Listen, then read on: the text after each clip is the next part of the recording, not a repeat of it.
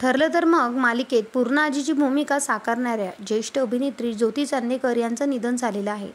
त्यांच्या निधनानंतर संपूर्ण सिने विश्वावर शोककळा पसरलेली असून वयाच्या 69व्या वर्षी त्यांनी अखेरचा श्वास घेतला. ज्योती चांदेकर यांच्या निधनानंतर मालिकेतील सगळ्याच कलाकारांना मोठा धक्का बसलेला आहे. अभिनेत्री जुई गडकरीने म्हणजेच आपल्या लाडक्या सायलीने पूर्णा आजीच्या आठवणीत भावनिक पोस्ट शेअर केलेली आहे. तुझं असं जाणं मी स्वीकारू शकत नाही, तू फसवलंस आजी, असं जुईने तिच्या पोस्टमध्ये म्हटलेलं आहे. या पोस्टसह जुईने मालिकेच्या सेटवरचा त्या दोघींचा फोटोही शेअर केलेला आहे. यामध्ये जुईच्या लाडक्या पूर्णा आजीने तिला प्रेमाने जवळ घेतल्याचं आपल्याला पाहायला मिळते आहे.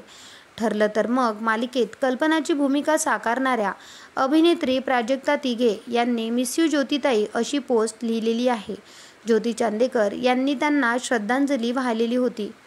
ज्योतिताई, तुमची कारकीर्द आमच्यासाठी अत्यंत प्रेरणादायी राहील. सोनाली कुलकर्णी. दरम्यान ज्योती चांदेकर यांच्या 2 मुली असून त्यांच्या मोठ्या मुलीचं नाव पौर्णिमा आहे.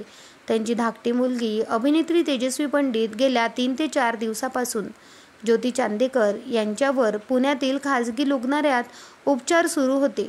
त्यांच्या पार्थिवावर उद्या सकाळी 11 वाजता म्हणजेच पुण्यामध्ये वैकुंठ स्मशानभूमीत त्यांचे अंत्यसंस्कार करण्यात आलेले होते. ज्योती चांदेकर यांनी या इंडस्ट्रीला अनेक वर्ष दिली. त्यांचं सगळ्यात महत्त्वाची भूमिका आपल्याला पाहायला मिळालेली होती त्यांच्या महत्त्वाच्या चित्रपटामधून. त्यांनी अनेक चित्रपटामध्ये काम केलेलं आहे. शिवाय तेजस्विनी पंडितसोबत सुद्धा त्यांनी अनेक चित्रपटामध्ये काम केलेलं होतं. ज्योती चांदेकर व तेजस्विनी पंडित या आपल्याला सिंधुताई सपकाळ या चित्रपटामध्ये एकाच जागी दिसलेल्या होत्या.